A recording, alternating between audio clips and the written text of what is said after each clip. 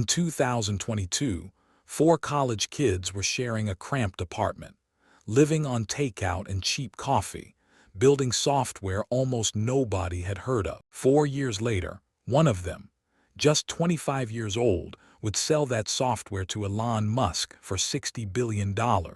Not 60 million, 60 billion, the largest startup acquisition in history, nearly double the previous record. This is the story of Cursor, of a kid who started coding before he even hit middle school, and the deal that just put the entire software industry on edge. To understand how this happened, you have to understand 2 things: what Cursor actually is, and who Michael Truell is. Because on paper, this makes no sense. A 4-year-old company, no factories, no rockets, no satellites, just an app that helps people write code, bought by a rocket company for the price of a small nation's budget. So why did Elon Musk want it this badly? Let's go back to the beginning. Michael Truell didn't grow up dreaming about boardrooms. He grew up obsessed with one thing: making the computer do what was in his head. He started coding as a kid, building little games for fun. By high school, he'd created a programming game called Halite, where thousands of players around the world wrote their own bots to battle each other. Think about that. He wasn't just playing games anymore. He was building the arenas other people competed in.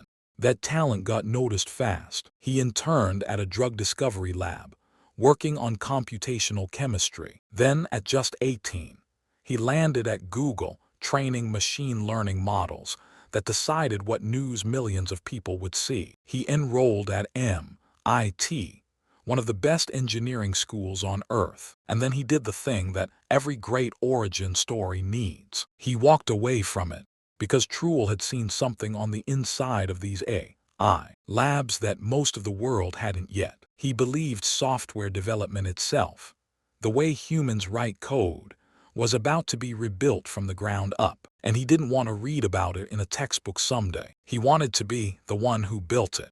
In 2022, he teamed up with 3 classmates, Joel Asif, Arvid Lunemark, and Amin Sanjar, and founded a company called Anysphere. The bet was simple, and at the time, more than a little crazy.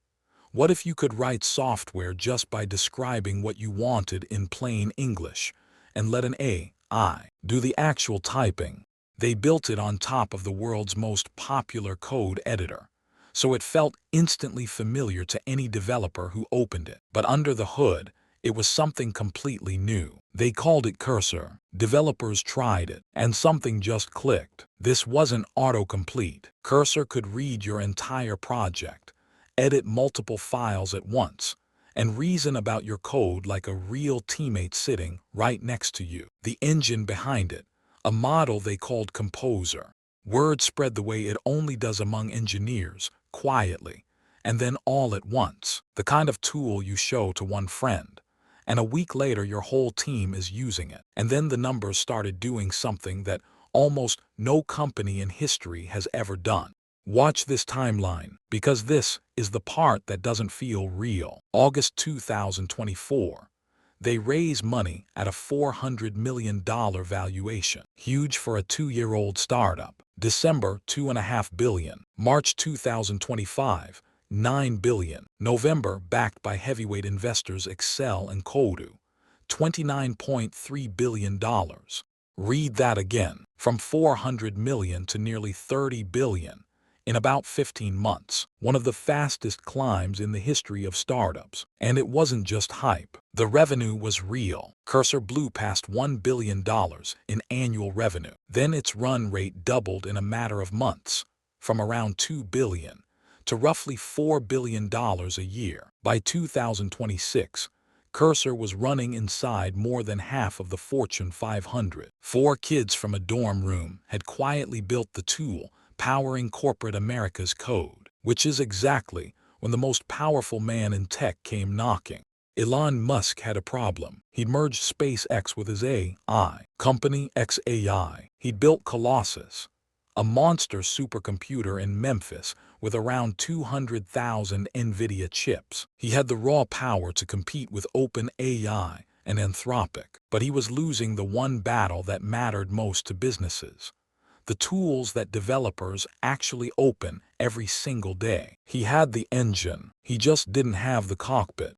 Cursor was the cockpit. Back in April 2026, the two sides made a quiet deal. SpaceX got an option: buy Cursor outright for $60 billion, or pay $10 billion just to walk away. That's how badly they wanted to keep the door open. Then on June 16, 2026, just 4 days after SpaceX went public on the Nasdaq, Musk pulled the trigger. $60 billion, all stock, the biggest startup acquisition the world has ever seen.